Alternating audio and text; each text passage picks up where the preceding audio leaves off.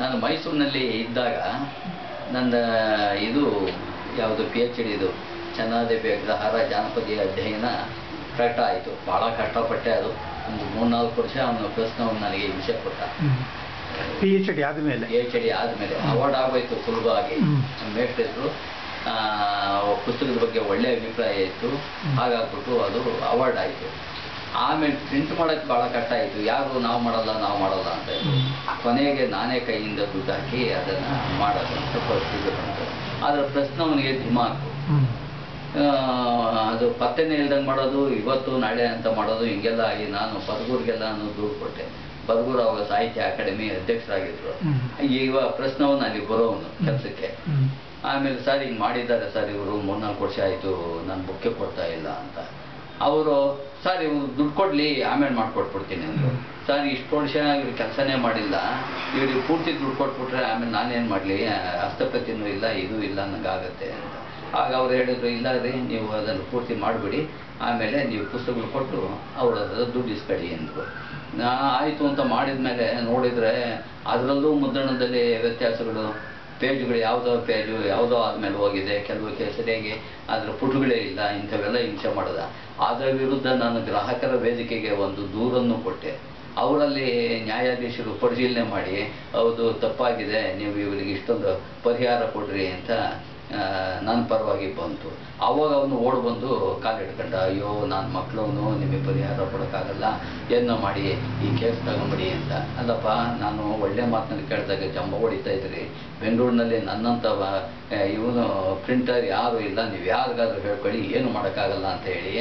ಈಗ ನೋಡಿ ಅವತ್ತು ನನ್ನನ್ನು ಆಗ ಲಾಯರ್ ಫೀಸ್ ಎಷ್ಟಾಗಿತ್ತು ನಿಮಗೆ? ಇಲ್ಲ, ಅದು ಗ್ರಾಹಕರ ವೇದಿಕೆಯಲ್ಲಿ ನಾವು ಇದನ್ನು ಮಾರ್ಗದರ್ಶನ ಯಾರು ಮಾಡಿದ್ರು? ಯಾವ್ದನ್ನ? ಗ್ರಾಹಕರ. ಇಲ್ಲ, ನಮ್ಗೆ ಒಂದು ತಿಳುವಳಿಕೆ ಇತ್ತಲ್ಲ, ಪೇಪರ್ನಾಗೆಲ್ಲ ಬಂದಿದ್ದೆಲ್ಲ ನೋಡಿದ್ನಲ್ಲ.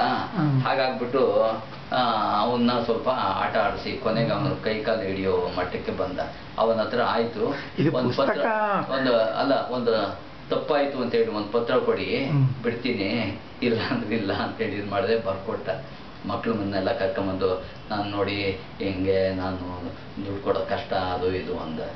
ದುರಾಂಕಾರ ಮಾಡಬಾರ್ದು. ನೀನು ಒಬ್ಬ ಪ್ರಿಂಟರ್ ಇರ್ಬೋದು, ನಾನೊಬ್ಬ ಇನ್ನೂ ಬರಹಗಾರ ಹೊಸಬ ಇರ್ಬೋದು, ಆದರೆ ನನಗೆ ಇಷ್ಟೊಂದು ಅನ್ಯಾಯ ಮಾಡಿ ಈಗಲೂ ಇದ್ದಾರ ಸಂಪರ್ಕದಲ್ಲಿ? ಈಗ ಇದಾನೋ ಇತ್ತೀಚೆಗೆ ಗೊತ್ತಿಲ್ಲ, ಅವ್ರ ಮಕ್ಕಳೆಲ್ಲ ಗೊತ್ತು. ಆಮೇಲೆ ನಾನು ಹಿಂಗೆ ಅಂತ ದಮ್ಮೈ ಗುಡ್ಡೆ ಹೊಟ್ಟಕ್ಕೆ ಇದು ಮಾಡಿದೆ. ಶಾಂತಿನಗರದಲ್ಲಿ ಒಟ್ಟು ಆಯ್ತು. ಅದನ್ನು ನಾನು ಈ ಪತ್ರಿಕೆಯಲ್ಲಿ ಇದು ಬಂತು, ಯಾವುದು ಮೂಡುಬಿದ್ರೆಯಿಂದ ಶಿವರಾಮ ಕಾರಂತ ಪುರಸ್ಕಾರಕ್ಕೆ ಒಂದು 5 ವರ್ಷಗಳ ಅವಧಿಯಲ್ಲಿ ಪ್ರಕಟವಾಗಿರೋ ಉತ್ತಮವಾದಂಥ ಅಧ್ಯಯನ ಗ್ರಂಥಗಳಿಗೆ ಜಾನಪದ ಅಥವಾ ಮಾನವಿಕದಲ್ಲಿ ಪುರಸ್ಕಾರ ಕೊಡ್ತೀವಿ ಅಂತ. ನಾನು ಅದನ್ನು ಪೋಸ್ಟು ಮಾಡಲಿಲ್ಲ. ನಮ್ಮ ಅಣ್ಣನ ಕಡೆಯಿಂದ ಯಾರೋ ಆ ಕಡೆಯಿಂದ ಬಂದವ್ರ ಕಡೆ ಕೊಟ್ಟು ಕಳಿಸಿದ್ದೆ. ಅದು ಹಾಗೆ ಸ್ವಲ್ಪ ಕಾಲ ಆದಮೇಲೆ ನಾನು ಮೈಸೂರು ಮಹಾರಾಜ PU ಕಾಲೇಜಿನಲ್ಲಿದ್ದೆ. ಅಲ್ಲಿಗೆ ಅವ್ರ ಕಡೆಯಿಂದ ಒಂದು ಪತ್ರ ಬಂತು, ಏನು ನಿಮ್ಮ ಪುಸ್ತಕ ಈ ರೀತಿ ಪುರಸ್ಕಾರಕ್ಕೆ ಆಯ್ಕೆಯಾಗಿದೆ ಅಂತ. ನನಗೆ ಪ್ರಿಂಟ್ ಮಾಡಿರೋ ಕಾರಣ ಅದು ಆಯ್ತು ಅಷ್ಟೇ. ಅದು ಹೌದು, ಪ್ರಿಂಟ್ ಮಾಡಿರೋದನ್ನೇ ಅವ್ರು ತಗೊಳ್ಳೋದು. ಆಮೇಲೆ ಆಶ್ಚರ್ಯ ಆಗಿ ಅಯ್ಯೋ ಇದೆ ಅಲ್ವ ಅದರ ಪುಸ್ತಕ ಇಲ್ಲಿದೆ, ಹೀಗೂ ಆಗತ್ತಲ್ಲ ಪರವಾಗಿಲ್ಲ ಅಂದ್ಕೊಂಡು ನಾನು ಇದು ಮಾಡಿದೆ. ಇದು ಚನ್ನಾದೇವಿ ಅಗ್ರಹಾರ ಜಾನಪದೀಯ ಅಧ್ಯಯನ ಅಂತ ಹೇಳಿ.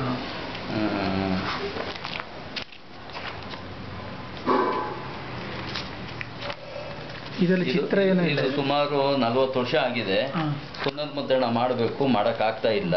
ಆ ಮೈಸೂರು ಯೂನಿವರ್ಸಿಟಿ ಅವ್ರು ತಗೊಂಡು 4-5 ವರ್ಷ ಆಯಿತು, ಅವರು ಮಾಡ್ತಾ ಇಲ್ಲ. ಈ ಬೇರೆಯವರು ಒದ್ದಾಡ್ತಾರೆ. ಈಗ ಸರ್ಕಾರ ಸಗಟು ಖರೀದಿ ನಿಲ್ಲಿಸಿರೋದ್ರಿಂದ ಪುಸ್ತಕಗಳು ತಗೊಳ್ಳೋದಿಲ್ಲ ಅಂತ ಹೇಳ್ಬಿಟ್ಟು ಅದು ಇದಾಗ್ತಾ ಇದೆ. ಮತ್ತೆ ನೀವು ತುಂಬಾ ಬೇರೆ ಪುಸ್ತಕಗಳೆಲ್ಲ ಬರ್ದಿದ್ದೀರಿ, ನಮ್ಮೂರು. ಅಂದ್ರೆ ಇದರಲ್ಲಿ ದೊಡ್ಡ ದೊಡ್ಡ ವಿದ್ವಾಂಸಗಳಿದ್ದಾರೆ, ಯಾರು ಕಲಾವಿದರು, ಎಂತೆಂಥವ್ರು ಇದ್ದಾರೆ ಅಂತಂದ್ರೆ ಇಲ್ಲಿ ನೋಡಿ.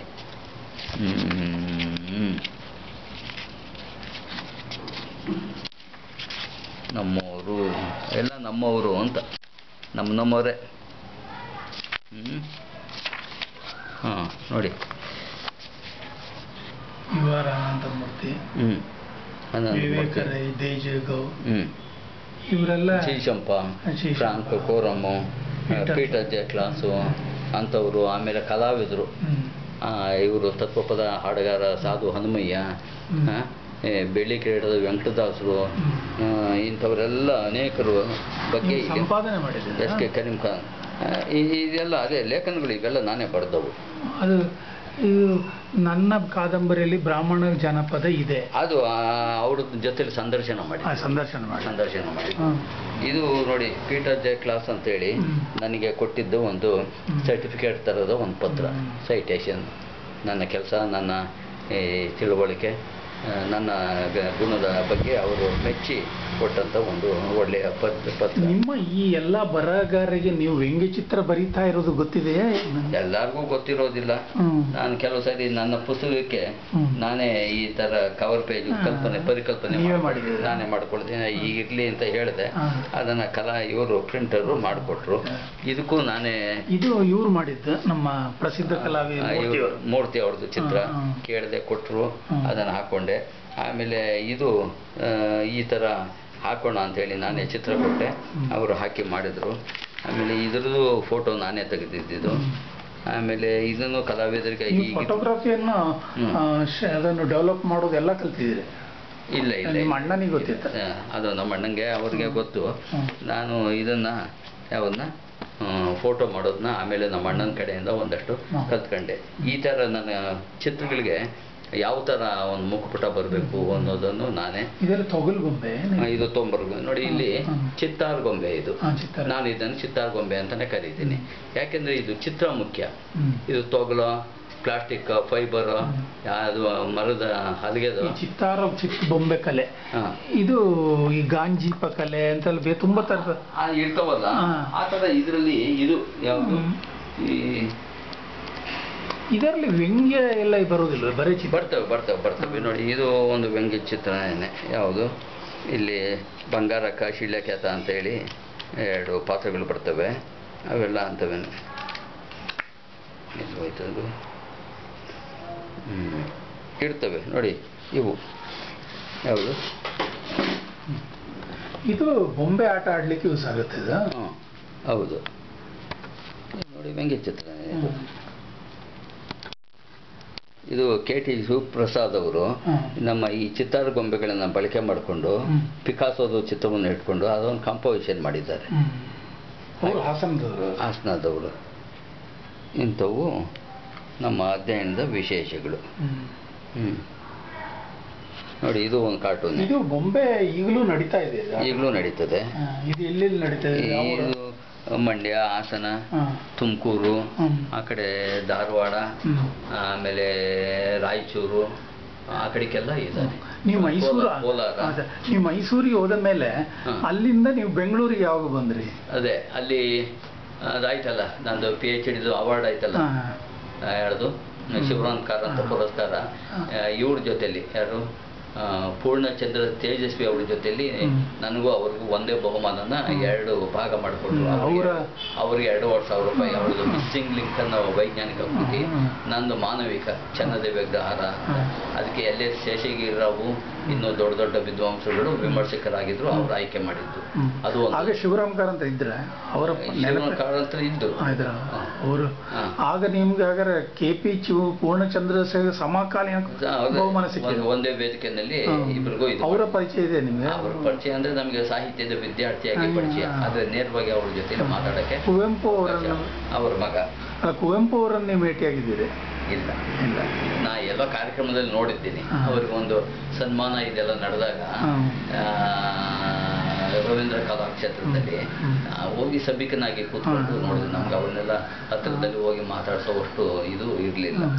ಇದು ನೋಡಿ, ನಮ್ಮಮ್ಮ ಹಾಡು ಕತೆ ಹೇಳೋದ್ರ ಜೊತೆಗೆ ಅವರು ಕೊನೆಗಾಲದಲ್ಲಿ ಚಿತ್ರಗಳನ್ನು ಬರೆಯೋದನ್ನು ಇದು ಮಾಡಿದ್ರು. ಸ್ಕೆಚ್ ಪೆನ್ನಲ್ಲಿ ಅವರು ನಾನು ಬರಿಬೇಕು ಅಂದಾಗ ನೀನು ರಂಗೋಲಿ ಬರೀತೀರಮ್ಮ, ರಂಗೋಲಿ ಬರೆದ ಹಾಗೆ ಏನಾದರೂ ಬರಿ ಅಂತ ಹಾಳೆ ಮತ್ತು ಸ್ಕೆಚ್ ಪೆನ್ ಎಲ್ಲ ಕೊಟ್ಟೆ. ಅವರು ಅದ್ಭುತವಾಗಿ ಇಂಥ ಚಿತ್ರಗಳನ್ನೆಲ್ಲ ಬೇಕಾದಷ್ಟನ್ನ ಬರೆದ್ರು. ನಾನು ಕನ್ನಡದಲ್ಲಿ ಸೈನ್, ಇಂಗ್ಲೀಷು ಬರ್ತಿತ್ತು ಅವರಿಗೆ? ಇಂಗ್ಲೀಷ್ ಇಲ್ಲ, ಕನ್ನಡದಲ್ಲಿ ಸೈನ್ ಮಾಡೋದು. ಇದಕ್ಕೆ ಜನಪದ ಶೈಲಿ ಇದೆ ಇದರಲ್ಲಿ? ಇದು ನಮ್ಮ ಇದ್ರದ್ದು ಶೈಲಿ ಇದೆಯಲ್ಲ, ಇದರಲ್ಲಿ ನಿಮ್ಮ ಚಿತ್ರಗಳು ನಾವು ಮಧ್ಯೆ ಇವೆ. ಇದು ಇದು ನಮ್ಮ ಅಮ್ಮಂದಿದು. ಅದು ಚೆನ್ನಾಗಿದೆ ಚಿತ್ರಗಳು. ಅದು ನಾವು ಈ ಮಧ್ಯಪ್ರದೇಶದ್ದು ಇವ್ರದ್ದು ಚಿತ್ರಗಳು ಅಂತ ಹೇಳ್ತೀವಲ್ಲ, ಆದಿವಾಸಿಗಳ ಚಿತ್ರಗಳು, ಆ ಥರದ ಶೈಲಿ. ಅದು ಹೆಂಗೆ ಈ ಮನುಷ್ಯನ ಇದ್ರೊಳಗಡೆ ಆದಿಮವಾದಂತಹ ಈ ಒಂದು ಕಲ್ಪನೆಗಳಿರ್ತಾವಲ್ಲ, ಅವು ನೋಡಿ ಹೆಂಗೆ ಬೆಳೀತವೆ ಅಂತ, ಅವ್ರದ್ದೇ ಶೈಲಿ ಅದು. ನೋಡಿ, ಅದು ಒಂದು ವೃಕ್ಷ, ಮನುಷ್ಯ, ಪ್ರಾಣಿ, ಪಕ್ಷಿ, ಇದು ಒಂದು ಅವ್ರದ್ದೇ. ಇದೆಲ್ಲ ಸ್ಕೆಚ್ ಪೆನ್ನಲ್ಲಿ ಮಾಡಿರೋದು. ಈ ಹಾಡುಗಳು ನಿಮ್ದ? ಹಾಡುಗಳು ನನ್ನವು, ಈ ಚಿತ್ರಗಳು ನಮ್ಮ ಅಮ್ಮ ಬರೆದಿದ್ದು, ಇನ್ನು ಕೆಲವು ಇದು ನಮ್ಮ ಅಮ್ಮಂದೇನೆ. ಅವರಿಗೆ ಆಗ ಎಷ್ಟು ವಯಸ್ಸಾಗಿತ್ತು? ಅವ್ರಿಗೊಂದು 82, 83 ಸುಮಾರು. ಅವ್ರು ಯಾವ ಊರಿನವರು? ಅವರು ಚನ್ನದೇವಗಢದಲ್ಲಿ ಸಂಸಾರ ಮಾಡಿದ್ದು, ಆದರೆ ಹುಟ್ಟಿದ್ದು ಇದು ತಾಯಿ.